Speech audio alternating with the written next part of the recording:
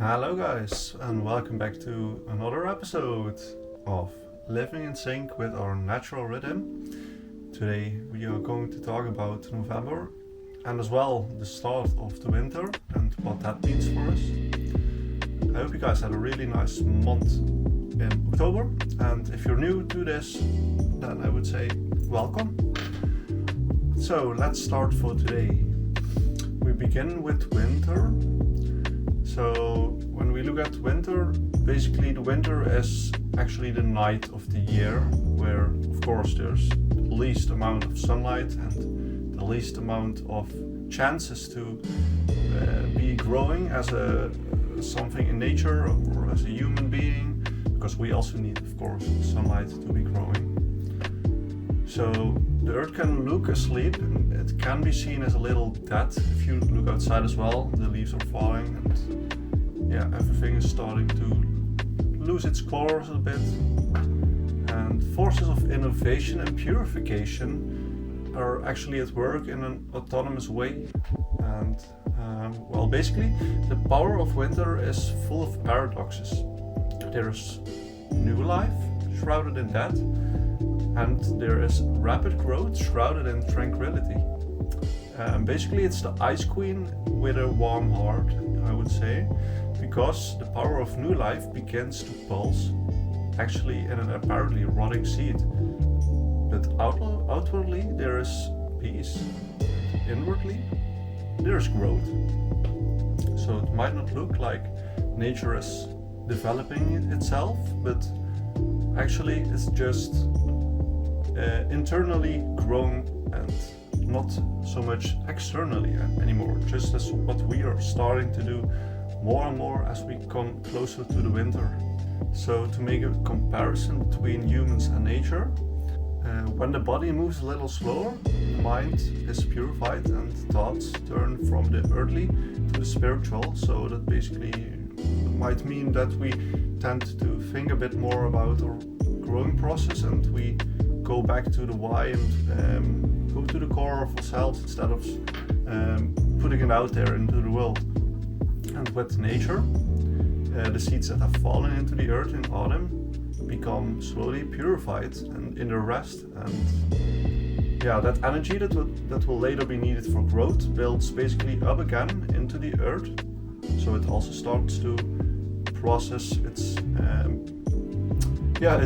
it starts to process how to grow into the next year. So basically it's kind of the same as humans. But of course now nature is still quiet and you won't see new growth. Just as with us, we just started to think about new things that we want to develop into the next year. So during the winter you get thrown back on yourself a bit more and are thus forced to explore a new area where you're basically foreign to that and that you've never been really familiar with, and basically see the comparison with a tree that it might during winter rest just get an inspiration to grow to a new site. Like, I don't know, when you have like a leaf growing or a branch, you might see each year that it might split itself into two or to a different direction, and that might also be a comparison to us going into a new path in our life and changing where we spend our energy on, just as the tree is spending its energy on a different direction to maybe stay in balance or just develop. And of course that also involves the confidence that inspiration can come from nothing and that this will eventually take shape automatically. So now for November, we are going to look at the 6th of November until 5th of December, and basically that whole period, basically in that whole period we enter the darkness and nature becomes more barren and more barren. The last leaves are blown off the trees by the November storms, and basically it's the same with the human condition with us. We must also say goodbye to that which no longer suits us, and that is also a part of life, letting go of unhealthy things that we are doing. And this could be about a relationship or a certain situation, or about our own illusions or thoughts. Just think about what do you want to let go of. So for last month we really focused on reflection and contemplation, and although we might still want to do that a little bit in this month still, we also just really focus on letting go of that what is no longer needed. And yeah, basically it's now important to not contemplate too much, otherwise you won't feel your power anymore, and it might also lead to nothingness, because then it will only stay an idea and you will do nothing with it. So now it's important to do something with the ideas that you got last month. And when you say really goodbye to, let's say, old illusions or things you no longer need, a large fruit might get untouched, and that might also be just the seed for the new, the thing that goes into the ground. Something, how do I say this? Like if you put everything that's no longer needed away, then it might also become more clear and more obvious to you what you want to do, because there's less interference. It's a good idea to clean your things up in November, like your computer files, your home, your workplace, your papers, or whatever, or your trash or dirt. So now let's go to the basic attitude for November. So it's most important to just focus in this month on the core tasks that you have to do. So basically focus on keeping up those habits that you've ingrained and want to keep doing to keep on growing.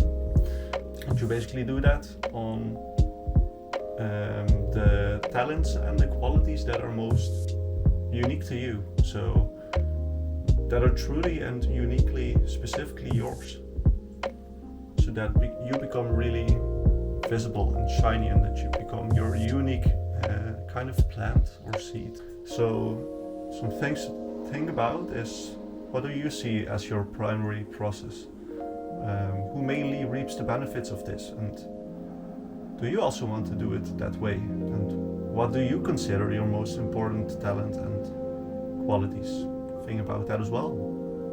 Another thing to think about is, how do you manage to use this in a helpful and simple way? And are you able to maintain this basic attitude amid all this hectic pace of everyday life? Because, let's say, we really have to find our peace in ourselves to even think about this stuff, right? Because there's so much going on in most of our lives, not for everyone, of course. And then some things to think about for the impulse of November. 1, are you worthy, and are you honest? 2, where do you easily make a mistake in this? And lastly, what do you see as the outcome of your behavior, of your patterns?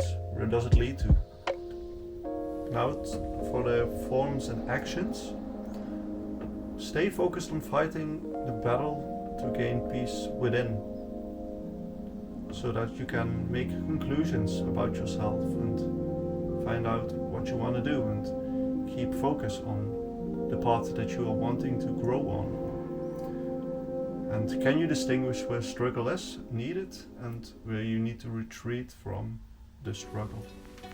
Like, still think about, where do you have to put your energy? Where is it efficient to think about this struggle or act upon the struggle, and where is it basically a waste of energy? Then the undertow or the undercurrent. Now it's important that there is quality in your actions, and that you also make it clear to your environment. Try also telling people your qualities and what they have from you, like what do you have to offer. That's basically it. But it is important to not do that without boasting or with commercial intentions. Otherwise, people might think you're just having a massive ego and only thinking about your own. So basically this is it, what I wanted to tell you about November. Everything that I neglected to say, like the energy, all those things I already put out in this video. It's all repetition, or how do you say that? I would say the things twice, so I don't know.